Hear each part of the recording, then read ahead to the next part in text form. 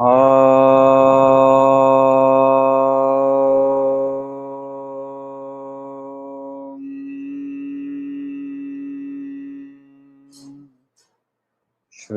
गुरु गणेशाभ्यां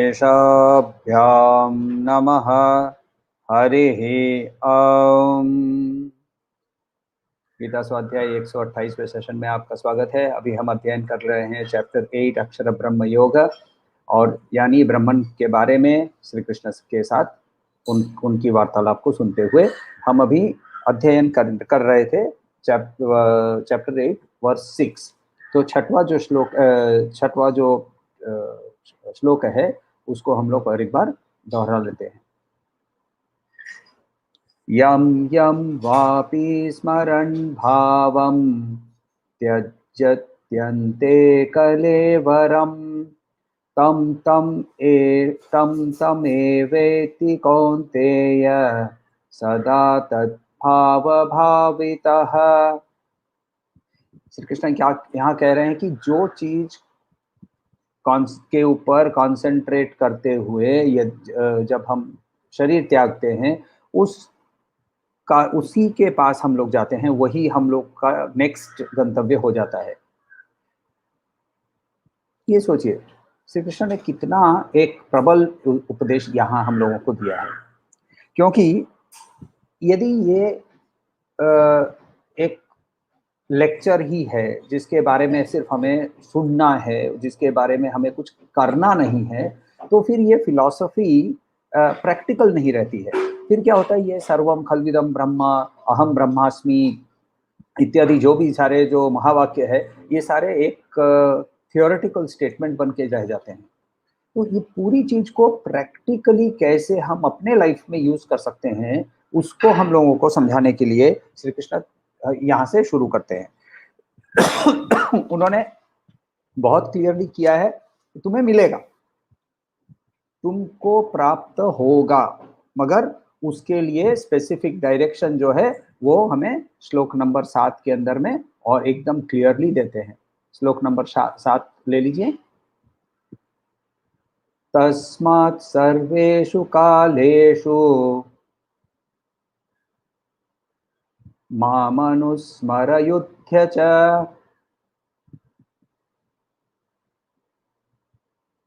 मय्यार्पितमनो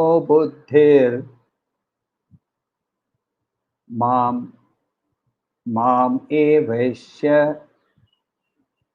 अस्य संशयम्।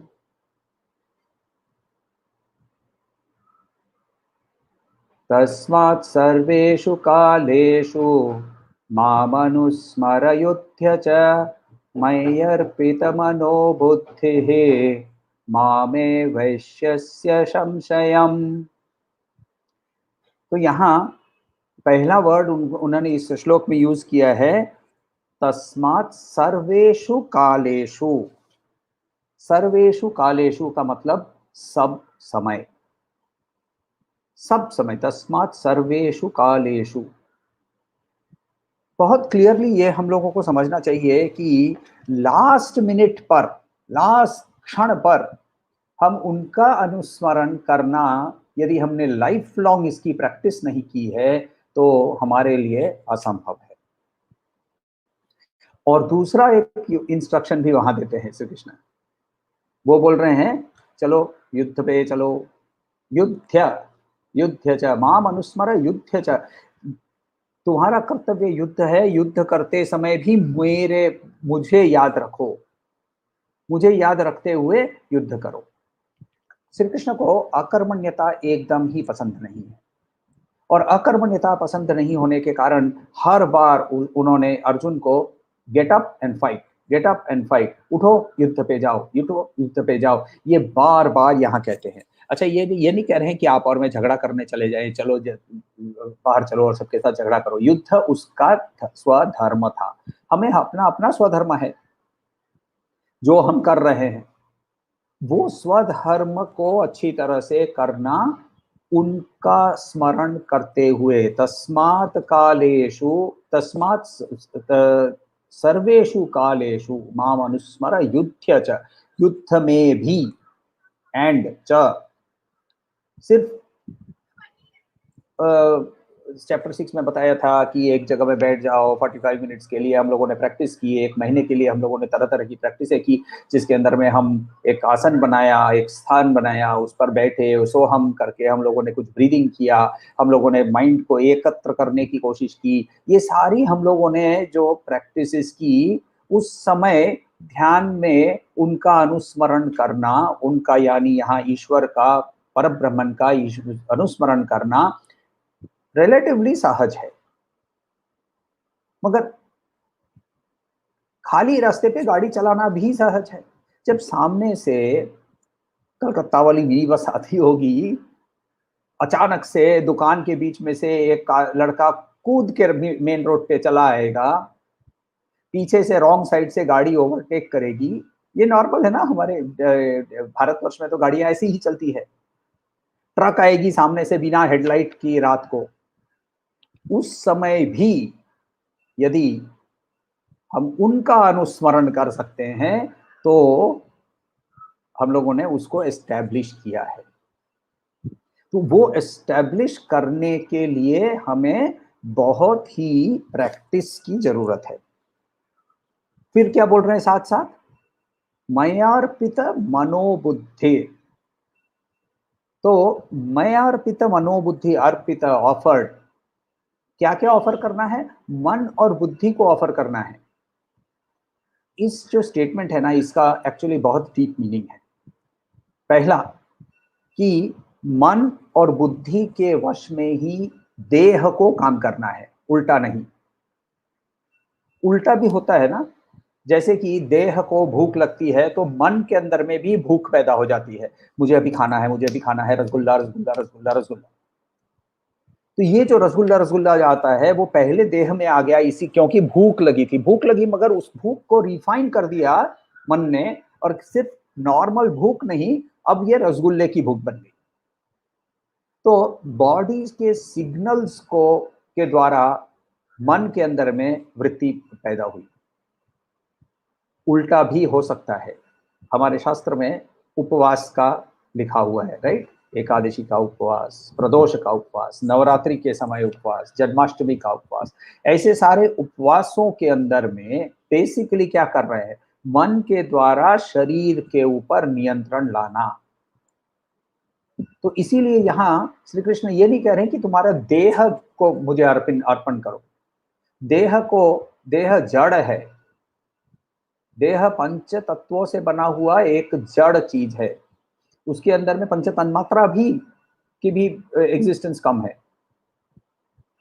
तो कॉन्शियसनेस जो है, चेतना जो है, वो मन बुद्धि इत्यादि के ऊपर है। तो इसीलिए जड़ों से सबसे जड़ जो चीज है हमारे अंदर में, जो पंच तत्व है, उसको अर्पण करने को नहीं कह रहे हैं, मन और बुद्धि, क्योंकि माया का आवरण मन और बुद्धि के ऊपर ही सबसे ज्यादा है।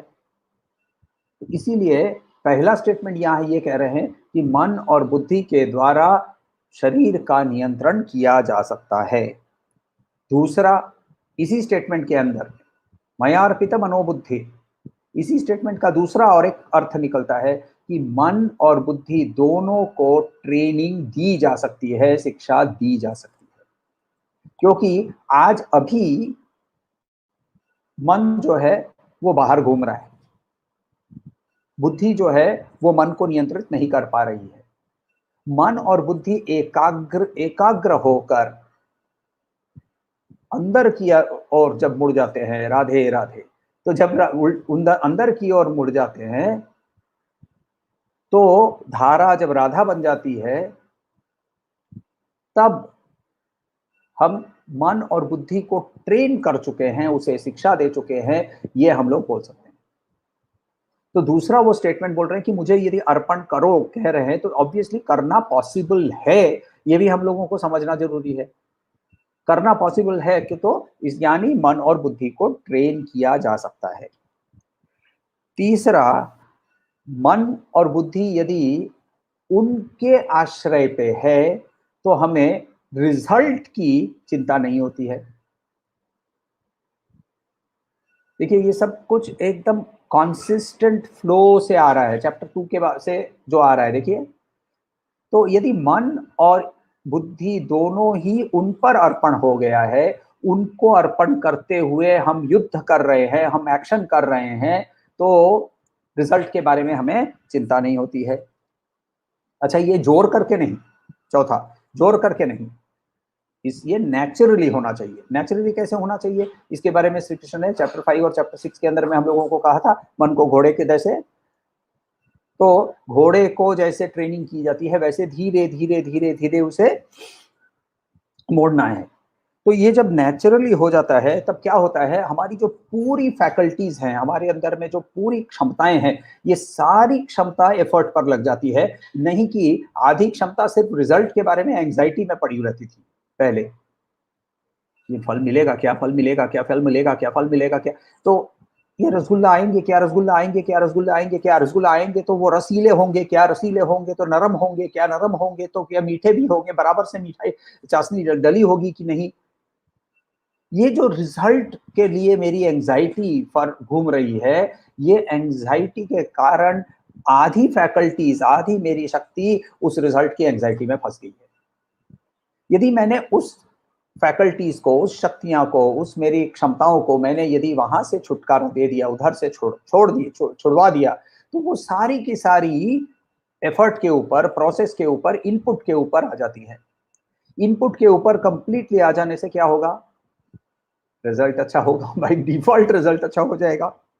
तो रिजल्ट अच्छा होगा, मैं नहीं कहता हूं, मैं नॉर्मली कहता हूं कि probability of result increases, probability of result जो है वो बढ़ जाता है। सनातन धर्म जो है वो लाइफ जो है, लाइफ की एनर्जी जो है, उसको इस मटेरियल वर्ल्ड से अलग नहीं करता है। और सनातन धर्म रिलीजन और स्पिरिचुअलिटी को एक साथ बांध के चलता है। देखिए, प्योरेस्ट फॉर्म ऑफ स्पिरिचुअलिटी के अंदर में किसी रिलीजन की, किसी रिचुअल की जरूरत नहीं है, मगर बिना उस रिचुअल के, बिना उस रिलीजन के हमारे अंदर में वो डिसिप्लिन नहीं आती है जिसके कारण हम आगे बढ़ सकते हैं। और इसीलिए स्पिरिचुअलिटी, रिलीजन जब एक साथ हो जाते हैं, तो बहुत बार आपने सुना होगा, Hinduism is a way of life, Hinduism is not a religion. It is because of this, क्योंकि हिंदुइज्म या सनातन धर्म जो है वो ये मान लेता है कि ये जगत जो है जायति गच्छति तिष्ठति, मूवमेंट में है, कंटिन्यूअस मूवमेंट में है, चेंजेबल है, मगर उसके साथ तुम्हें एंगेज करना है। श्री कृष्ण कह रहे हैं युद्ध जाओ, एंगेज करो। इस दुनिया बदलती रहेगी, ये दुनिया मिथ्या है, ये दुनिया कंटिन्यूअस चेंज के अंदर में है, ये एक्चुअल सबस्ट्रेटम नहीं है। एक्चुअल सबस्ट्रेटम तो सिर्फ मैं हूं, श्री कृष्ण कह रहे हैं। एक्चुअल सबस्ट्रेटम तो सिर्फ ब्रह्मन है, मगर उसके ऊपर की जो आवरण जो है वो तुम्हारे परसेप्शन में वो एक्चुअली रियल है, क्योंकि तुम परसीव कर रहे हो उसको, तुम उसे देख पा रहे हो, क्योंकि तुम्हारी दृष्टि अभी तक उसको, उस पर्दे को पार नहीं कर चुकी है। और इसीलिए उसके साथ एंगेज करो, मगर उसको के साथ एंगेज करना सीख कर एंगेज करो, नहीं तो अच्छा, उन्होंने आगे का बताया नहीं, मगर अभिमन्यु की केस तो पता ही है हम लोगों को, हम तो पीछे देख रहे हैं ना। तो अभिमन्यु के पास आधी नॉलेज थी, और कुछ लोगों के पास तो कोई नॉलेज नहीं होती है, और वो सारे के सारे माया के, महामाया के सारे के जाल में फंसे हुए रहते हैं। उसके फंसे हुए रहने पर भी कुछ लोग तो फंस कर बोलते हैं मैं बहुत खुश हूं, बहुत सुखी हूं। तो ये अपने हमारे स्वभाव के कारण है, तमस सत्व रजस जो भी हमारे नेचुरल स्वभाव है। कैसे हमें एंगेज करना है इस दुनिया के साथ, एक एक्टर को ले लीजिए। एक्टर जो है स्टेज पे आता है, स्टेज पे आकर वो राजा का वेश धारण करता है। तो स्टेज पे आने के पहले उसने मुकुट और तलवार इत्यादि सब कुछ पहन लिया, और वो स्टेज पे आया, राजा बन गया, और लोग ताली बजाते हैं, खड़े होकर वो स्टैंडिंग ओवेशन उसको मिलती है उसके एक्टिंग के कारण। और जैसे ही वो अपने वापस ग्रीन रूम में जाता है, मुकुट उतारता है, तो वो वापस ही वही उसकी अब उसके घर के कपड़े पहनकर घर चला जाता है अपने बीवी बच्चों के पास। ये अच्छा एक्टर क्यों है? ये अच्छा एक्टर इसीलिए है, ये नहीं कि वो सचमुच में वहां राजा बन गया था, मगर उसको हर क्षण की अवेयरनेस रहती है कि मुझे एक्टिंग अच्छी तरह से करनी है, मैं एक्टिंग कर रहा हूं। यदि वो अवेयरनेस एक क्षण के लिए भी मूव हो जाए और उसे ये लगे कि मैं ही राजा हूं, तो उसकी एक्टिंग खत्म हो जाएगी। वैसे ही जब हम इस जगत के साथ कंटिन्यूअसली एंगेज कर रहे हैं, करना ही पड़ेगा, जब तक ये शरीर है, जब तक हम इस दुनिया के अंदर में हैं, कंटिन्यूअसली एंगेज करना पड़ेगा। भगवा पहनिए, बाल कम शेव ऑफ कर लीजिए, तो बाल को जटा बना लीजिए, कुछ भी कर ले, हम जगत के साथ एंगेज बिना किए हम नहीं रह सकते हैं। श्री कृष्ण ने भी कहा ऐसा कोई नहीं है जो अक्रिय है। चैप्टर 2 में कहा था। तो ये अक्रिय, क्योंकि हमारा हार्ट बीट करेगा, हार्ट बीट करने के लिए खाना पड़ेगा, तो यह हम अक्रिय नहीं बन सकते हैं। मगर इस सक्रियता के साथ, इस एक्शंस के अंदर में, इस एक्शंस के साथ हमें एंगेज कैसे करना है, उस एक्टर के जैसे कंटिन्यूअसली हमें उस अवेयरनेस होनी चाहिए कि मैं ये एक्टिंग कर रहा हूं, मैं ये शरीर नहीं हूं जो ये नाटक कर रहा है, मैं ये मनस नहीं हूं जो ये नाटक कर रहा है, मैं ये बुद्धि नहीं हूं जो ये नाटक कर रहा है, मैं ये मनस नहीं हूं, बुद्धि नहीं हूं, मैं ये अहंकार नहीं हूं, मैं ये शरीर नहीं हूं। चैप्टर 7 वर्स 4 में उन्होंने प्रकृति के 8 भाग के बारे में बताया था। वो 8 भाग मैं नहीं हूं। ये यदि कंटिन्यूअस अवेयरनेस के साथ, कंटिन्यूअस, तस्मात् सर्वेषु कालेषु माम अनुस्मरः, तो कंटिन्यूअस अवेयरनेस के लिए अगेन ऑब्वियसली प्रैक्टिस भी बहुत होनी चाहिए। और एक चीज क्या बोल रहे हैं कि माइंड जो है, मनस जो है, बुद्धि जो है, उसने उसकी ट्रेनिंग हो गई, मगर उसने शरीर को ट्रेन नहीं किया, तो फिर क्या होता है जानते हैं? यह है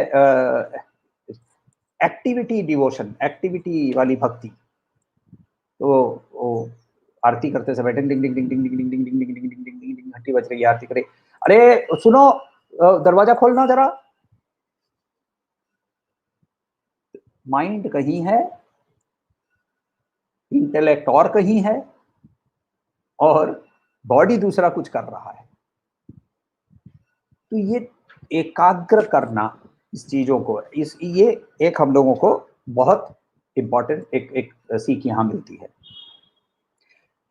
युद्ध वर्ड जो यूज किया है यहाँ, समझना एक्चुअली तो बहुत इजी है कि श्री कृष्ण हमें, अर्जुन को बोल रहे हैं युद्ध करो, हमें ये नहीं बोल रहे हैं कि युद्ध करो, हमें ये बोल रहे हैं अपने कार्य क्षेत्र में जाकर ये सारी सीख पूरी लगान से, पूरे लगाव से करो। तो उस सिचुएशन में भी मुझे याद रखो, उस सिचुएशन में भी मुझे कंटिन्यूअसली याद रखो। ये आपने सुना होगा ना टर्म, वर्क इज वर्शिप। ये वर्क इज वर्शिप का एक्चुअल अर्थ जो है वो ये है, और इसके लिए हमें पहले शुरू करना पड़ता है कि purification of our mind, purification of mind, purification of our processes. इसके लिए हम लोग को क्या करना है? कर्म योग से शुरू करना है। तो जब हम अपने आप को प्योरीफाई करना शुरू करते हैं, माइंड को ट्रेनिंग करना शुरू करते हैं, वो कर्म योग से शुरू हो जाता है। हर एक काम में अनुस्मरण कब करना जो होता है वो यज्ञ है। चैप्टर 4 में हम लोगों को यज्ञ के बारे में बताया था।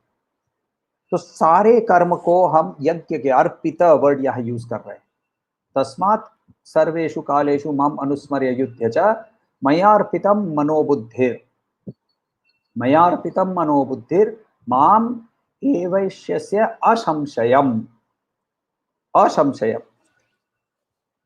जब मन और बुद्धि दोनों को अर्पण करने की बात हो रही है, यानी हमारी इमोशंस, मन के अंदर में क्या होता है, सबसे ज्यादा इमोशंस की का ढेर है। बुद्धि के अंदर में क्या है, हमारी अंडरस्टैंडिंग है। इमोशन और अंडरस्टैंडिंग दोनों को हम उन पर अनुस्मरण में रख लेते हैं। ये बिना संशय का वहां हमें करना है, नहीं तो वी हैव अ प्रॉब्लम।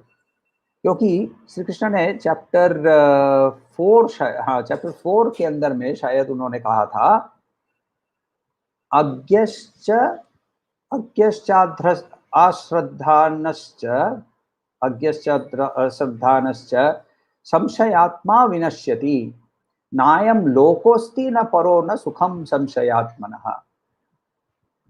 तो उन्होंने कहा था अज्ञश्च, अज्ञ का मतलब होता है जो इग्नोरेंट होता है, और जो इसके अंदर में श्रद्धा नहीं होती है। श्रद्धा का मतलब होता है to be working with the full effort.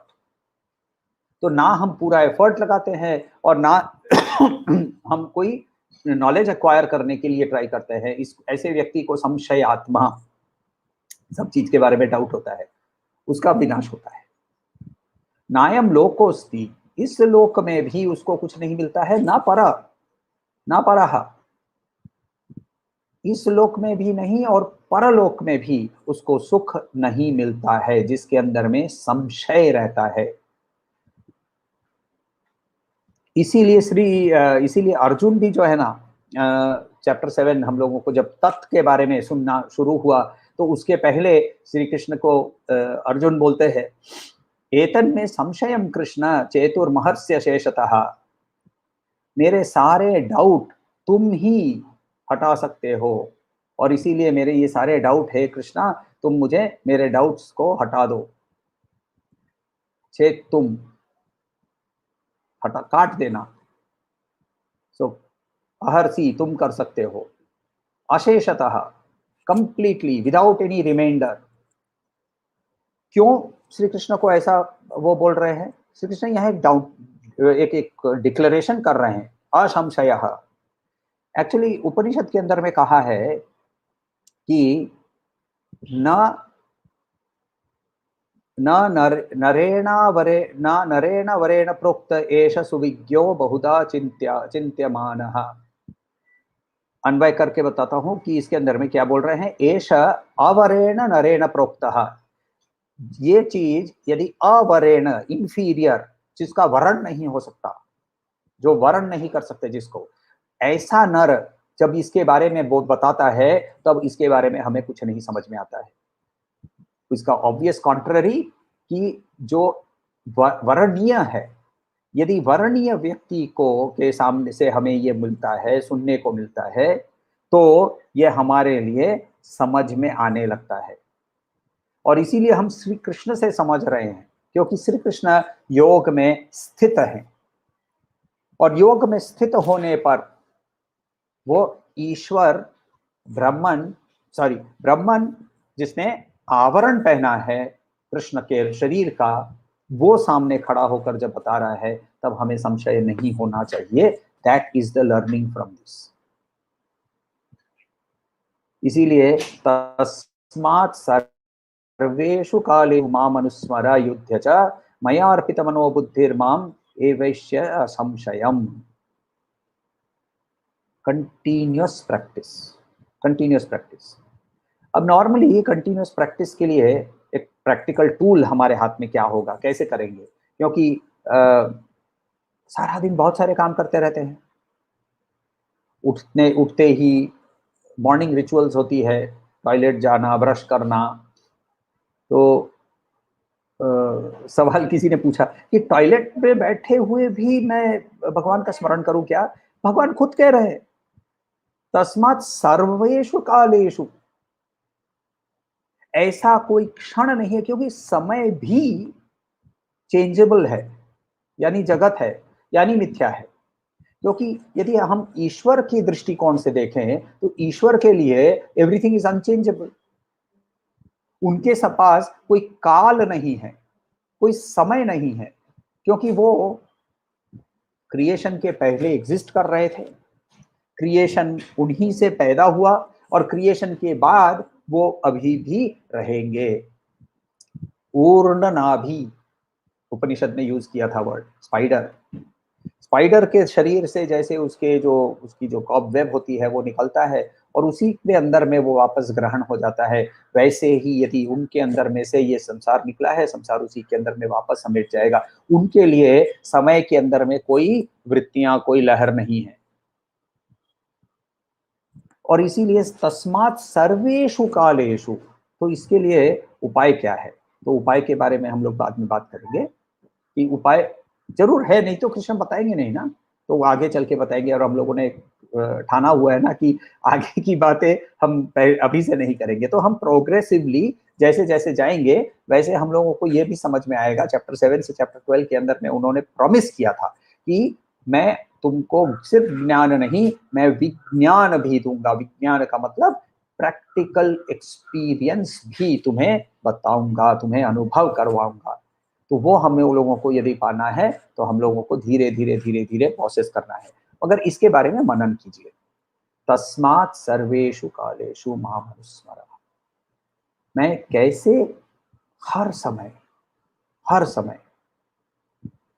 उनकी चिंता करते रह सकता हूँ, उनके बारे में सोचते रह सकता हूँ।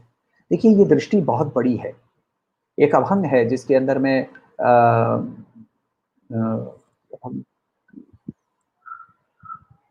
तीर्थ विठ्ठला, देव विठ्ठला, देव पूजा विठ्ठला, माता विठ्ठला है, तो माता विठ्ठल, पिता विठ्ठल, गुरु देवता विठ्ठल, तीर्थ भी विठ्ठल विठ्ठल।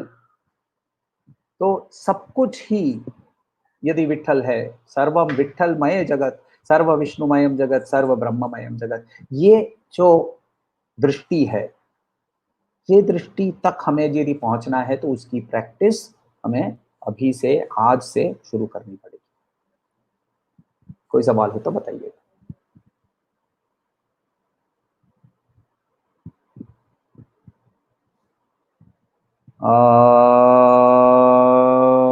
शांति शांति शांति।